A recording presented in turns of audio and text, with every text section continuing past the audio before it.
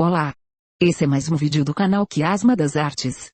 Hoje, dando início à série para ler em História da Arte, vamos conhecer um pouco do texto intitulado História da Arte ou Obra de Arte.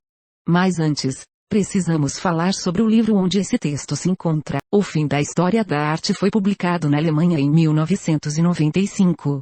A tradução para o inglês ganhou um título diferente, A História da Arte depois do Modernismo. No Brasil, o livro foi lançado em 2006 com uma segunda edição em 2012, em formato de livro de bolso.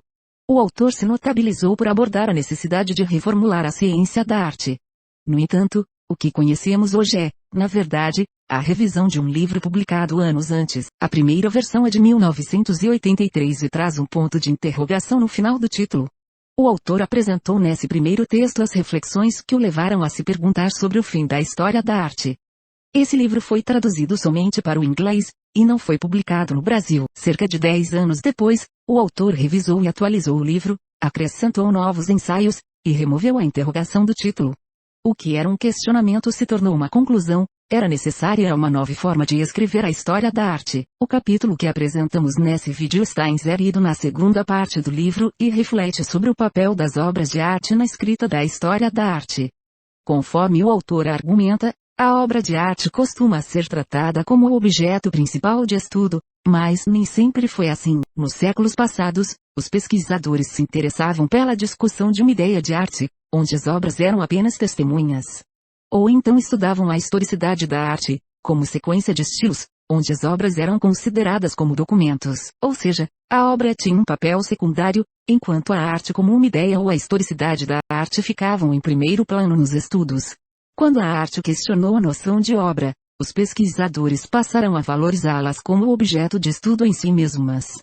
Os artistas desafiaram a noção da obra como matéria, propondo trabalhos que necessitavam ser admitidos como portadores de um conceito de arte para serem considerados obras, ou seja, precisavam ter uma posição simbólica em um ambiente reconhecido, um museu, por exemplo. Essa negação da existência física da arte levou a um resgate da necessidade das obras na historiografia da arte. Para completar esse cenário, é preciso considerar também o papel do artista. A relação entre a obra de arte e o artista é tão enigmática quanto a relação entre a obra e a arte.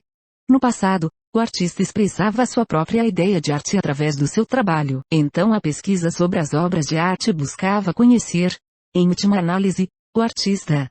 A modernidade, por sua vez, procurou afastar essa ideia, conferindo às obras o papel central e o artista sendo apenas um propositor.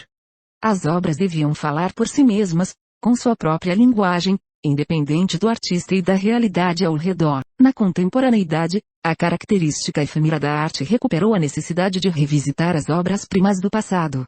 A produção de textos que se dedicam ao estudo de uma única obra, aos moldes do que era feito na literatura, mostra essa nostalgia da obra de arte. O autor cita um livro publicado no Brasil como As Palavras e as Coisas. Nele, há um estudo sobre a obra As Meninas, entendida como uma metáfora da representação artística. Seguindo essa tendência, há casos em que houve uma referência a uma ou mais obras de arte em outras linguagens, como o cinema. O autor lembra o filme de Godard, que buscou inspiração no quadro A Ronda Noturna, além de outras obras-primas da pintura. Outro exemplo de resgate de obras do passado através da mudança de mídia, é a interpretação cinematográfica para o livro A Obra-Prima Ignorada, no filme A Bela Intrigante de 1991. O autor traz para a discussão o caso de obras que usam pincéis vivos trabalhando sob a regência do artista que nem ao menos os toca.